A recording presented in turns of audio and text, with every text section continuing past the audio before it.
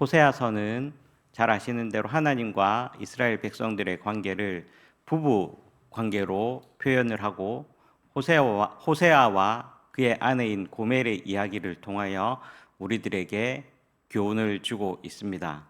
부부 관계가 서로의 약속에 의해서 상호 신뢰가 맺어진 그러한 관계라면 오늘 11장에 보시면 하나님께서 이스라엘 백성들을 향한 관계를 다시 재설정하는 모습을 볼 수 있습니다.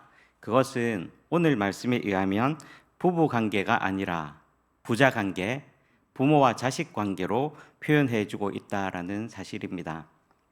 부부 관계는 상호 언약을 맺고 한쪽이라도 신의가 깨어지면 그 관계가 깨어지기 쉽지만 부모와 자식과의 관계는 우리가 잘 알듯이 일방적인 관계일 때가 참으로 많이 있습니다. 부부의 관계가 계약적, 상호적인 그러한 관계라면 부모와 자식의 관계는 무조건적, 일방적인 사랑의 관계다라는 것입니다. 오늘 1절 말씀을 같이 한번 보시겠습니다. 오늘 1절 말씀을 보시면 이스라엘이 어렸을 때에 내가 사랑하여 내 아들을 애굽에서 불러냈거늘. 하나님께서는 호세아 선지자를 통하여 이스라엘 백성들에게 내 아들이라 호칭을 하고 있습니다. 그것도 애굽에서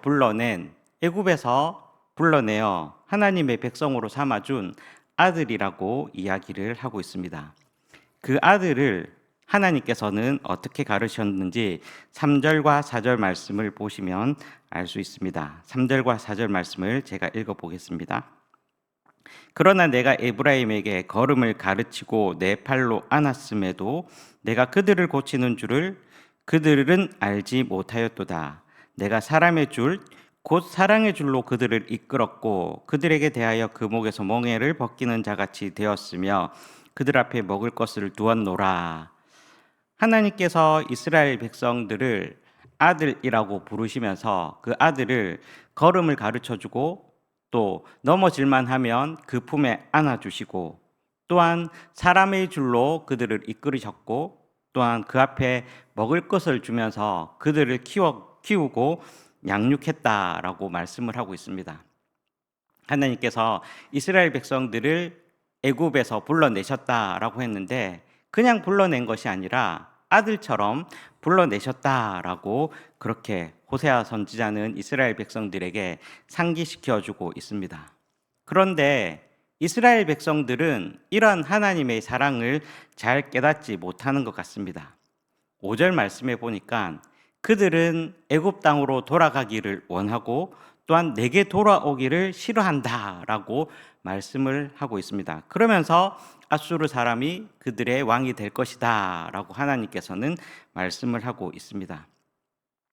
하나님께서 이스라엘 백성들을 애굽에서 불러주셨음에도 불구하고 그들은 여전히 예전의 노예 상태로 돌아가려고 합니다. 그러면서 애굽 땅으로 돌아가지 못하니까 하나님을 찾아야 될 터인데 하나님을 찾지 아니하고 오히려 아수르를 찾아가는 것을 볼 수 있습니다. 그러면서 아수르를 자기의 임금으로, 자기의 통치자로 삼으려는 그러한 어리석은 생각을 하고 있는 것을 우리는 볼 수 있습니다. 이스라엘이 애굽에서 벗어날 수 있었던 것은 전적으로 하나님의 은혜였는데도 불구하고 그들은 하나님의 은혜를 망각하고 있습니다.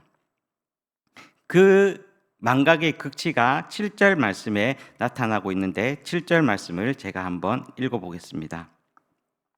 내 백성이 끝끝내 내게서 물러가나니 비록 그들을 불러 위에 계신 이에게로 돌아오라 할지라도 일어나는 자가 하나도 없도다 라고 말씀을 하고 있습니다. 여기 말씀에 내 백성이 끝끝내 내게서 물러난다 라고 표현되어 있는데 우리가 지금 보고 있는 개역 개정 성경에서는 끝끝내 내게서 물러난다 라고 표현을 하고 있지만 우리가 예전에 읽었던 개역 성경에는 내 백성이 결심하고 내게서 물러나겠다라고 말씀을 하고 있습니다. 그러니까 끝끝내 하나님에게서 물러나겠다라는 이 말은 내가 결심하고 하나님께로부터 떠나겠다라고 그렇게 하고 하나님께서 그들을 부르시는데도 불구하고 하나님 앞으로 돌아오는 자가 하나님께로 돌아오기 위해서 일어나는 사람이 한 사람도 없다라고 하나님께서는 한탄하고 계시는 것입니다. 여러분, 이 얼마나 이스라엘 백성들의 교만하고 완악한 모습입니까? 우리는 우리 스스로를 구원할 수 없는, 그리고 도움이 없이는 아무것도 할 수 없는 인생 앞에서 하나님께서 하나님의 무궁한 사랑으로 저희들을 찾아오셨다라는 것을 우리는 하나님의 은혜임을 깨달아야 할 것입니다. 그리고 그렇게 찾아온 하나님의 사랑을 받아들이고 하나님의 권면과 하나님의 외침에 우리는 그 사랑에 감격하여 하나님 앞으로 다시 나아가야 할 것입니다. 하나님께서는 우리들을 다시 한번 하나님의 품으로 돌아오라라고 말씀을 하고 있습니다. 그러면서 그 사랑의 하나님이 8절 말씀에 잘 나타나고 있는데 8절 말씀을 같이 한번 읽어보시겠습니다. 8절 말씀입니다. 에브라임이여 내가 어찌 너를 놓겠느냐, 이스라엘이여 내가 어찌 너를 버리겠느냐, 내가 어찌 너를 아드마같이 놓겠느냐, 어찌 너를 스보임같이 두겠느냐. 내 마음이 내 속에서 돌이키어 나의 긍휼이 온전히 불붙듯 하도다. 9절 말씀 같이 연이어보겠습니다. 내가 나의 맹렬한 진노를 나타내지 아니하며 내가 다시는 에브라임을 멸하지 아니하리니 이는 내가 하나님이요 사람이 아님이라. 내 가운데 있는 거룩한 이니 진노함으로 내게 임하지 아니하리라. 아멘. 하나님께서는 이스라엘 백성들을 결코 포기하지 않으셨습니다. 결코 놓지도 않으셨습니다. 버리지도 않으셨습니다. 8절 말씀에 나오는 아드마와 스보임이라는 단어가 낯설 것인데 소돔과 고모라와 연관지어 생각해보면 이 단어는 우리들에게 엄청난 진노의 땅이라는 것을 우리는 알 수 있을 것입니다. 아드마와 스보임은 소돔과 고모라가 멸망할 때에 같이 멸망했던 그러한 지역입니다. 하나님의 말씀을 거역하고 하나님께서 이스라엘 백성 가운데 의인 10명을 찾았음에도 불구하고 의인 10명이 없어서 불로 멸망했던 소돔과 고모라가 멸망할 때에 같이 멸망하였던 지역이 바로 아드마와 스보임이었습니다. 그러니까 호세아 선지자가 이스라엘 백성들에게 아드마와 스보임이라는 단어를 그 지역을 얘기했을 때는 이미 멸망한 땅임에도 불구하고 불의 심판을 받은 곳이라는 인식이 강하였을 것입니다. 그런데 이 불로 심판을 당한 아드마와 스보임보다도 하나님께서는 더 큰 불같은 마음으로 긍휼의 마음을 가지고 이스라엘 백성들을 살피시고 돌아오기를 원하시고 계신다라는 것입니다. 하나님께서는 긍휼이 불붙는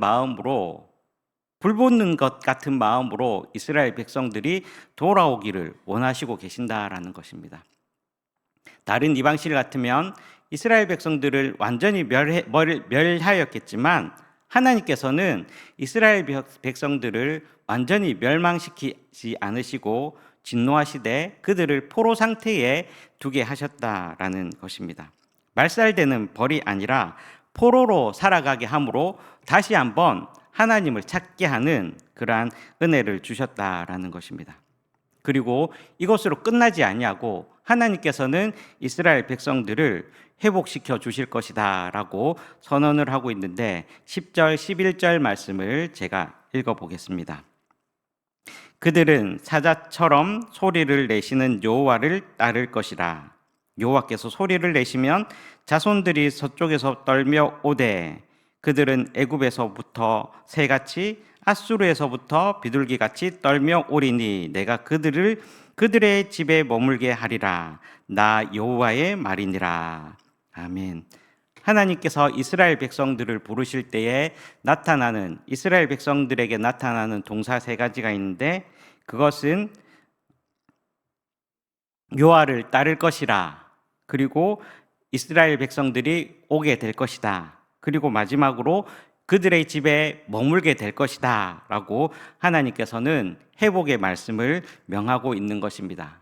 그들이 비록 하나님의 징계를 받아 포로 상태로 지난다 할지라도 하나님께서 그들을 완전히 멸하시지 않았기 때문에 그들은 포로 상태에 있다가 하나님께서 부르시면 그들이 하나님을 따르게 되며 다시 돌아와서 그들의 집에 거하게 될 것이다 라는 회복의 말씀을 하나님께서 우리들에게 전해주고 있는 것입니다.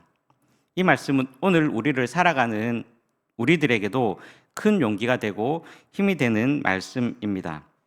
우리가 우리를 불러주는 사람 하나 없을지라도 하나님께서는 여전히 우리를 돌아오시기를 기다리고 계시고, 또한 하나님께서 사자와 같은 그러한 용맹함으로 부르실 때에 우리를 여전히 붙들어 주시고 돌아오기를 원하고 계신다라는 사실을 잊지 않는 그러한 오늘 이 시간이 되기를 기원합니다.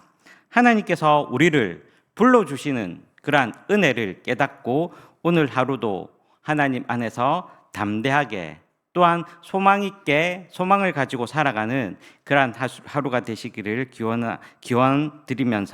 기원드립니다. 아멘. 같이 기도하시겠습니다. 사랑의 하나님, 하나님께서 우리들을 잠깐 멸하신다 할지라도 그것은 잠깐일 뿐이요 우리를 여전히 돌아오기를 원하신다라는 말씀을 우리가 같이 생각해 봅니다. 하나님, 우리를 완전히 진멸시키지 않으시고 잠깐 포로 상태에 또한 약한 상태에 있다 할지라도 주님께서 우리를 다시 불러주시면 우리가 일어나 주님께로 달려가는 그 은혜를 누리도록 인도하여 주시옵소서. 주님, 이 새벽 시간에 주님 앞에 귀한 예물을 같이 올려드립니다. 우리의 마음과 정성을 담아 드려오니 이 예물 주님께서 기쁘게 받아주시고 우리의 마음속에 담긴 기도 제목 또 여기에 적힌 기도 제목들이 주님 안에서 온전히 응답받는 귀한 역사가 일어나도록 인도하여 주시옵소서. 주님, 특별히 내일 수능 시험을 치르는 주의 귀한 자녀들에게 지혜와 명찰을 허락하여 주시옵소서. 시험장에서 평안함을 허락하여 주셔서 그동안 갈고 닦은 실력들을 주님 안에서 잘 발휘할 수 있도록 그들을 눈동자같이 지켜주시고 보호하여 주시옵소서. 이제는 우리 주 예수 그리스도의 은혜와 하나님 아버지의 사랑과 성령의 교통하심이 여전히 우리를 찾고 계시며 돌아오기를 원하시는 하나님 앞에 그 앞에 우리의 믿음으로 나아가기로 다짐하는 모든 성도들을 위해 또한 수능 시험을 준비하는 모든 주의 자녀들을 위해 이제로부터 영원토록 함께 하시기를 간절히 축원하옵나이다. 아멘. 우리 이 시간 같이 마음을 모아 기도하기를 원합니다. 우리 한 사람 한 사람이 오늘 하루도 성령 충만한 가운데 살아가기